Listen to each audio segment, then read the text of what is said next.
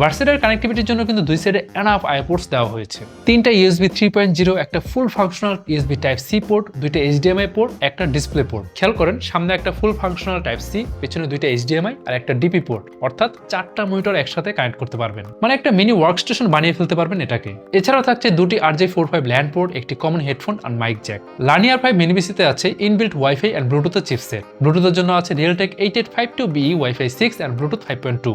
এই মিনি পিসির cooling system এমনভাবে বিল্ড করা হয়েছে যাতে সারাদিন যত স্ট্রেস দেন খুব বেশি হিট জেনারেট করবে না, পারফরম্যান্স ড্রপ করবে না, পাবেন স্মুথ এক্সপিরিয়েন্স। এখন আসি প্রোডাক্টিভিটি, কি পারপাসে এটা আপনি ভালোভাবে ইউজ করতে পারবেন। অফিস টুলস এবং লাইট গ্রাফিক্স ডিজাইনের কাজগুলো এতে ভালোভাবেই হয়ে যাবে। ফটোশপ, ইলাস্ট্রেটর, ক্যানভার মতো সফটওয়্যারগুলো ইউজ করে ইমেজ এডিটিং এবং ইলাস্ট্রেশন করতে পারবেন, like banner, thumbnail, flyer, poster design easily এটাতে হয়ে যাবে।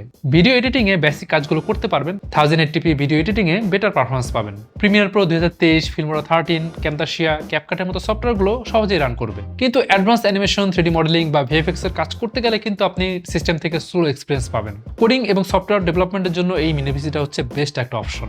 আর গেমিং এর ক্ষেত্রেও কিন্তু মিড রেঞ্জের পপুলার গেমগুলো স্মুথলি আপনি এটাতে খেলতে পারবেন।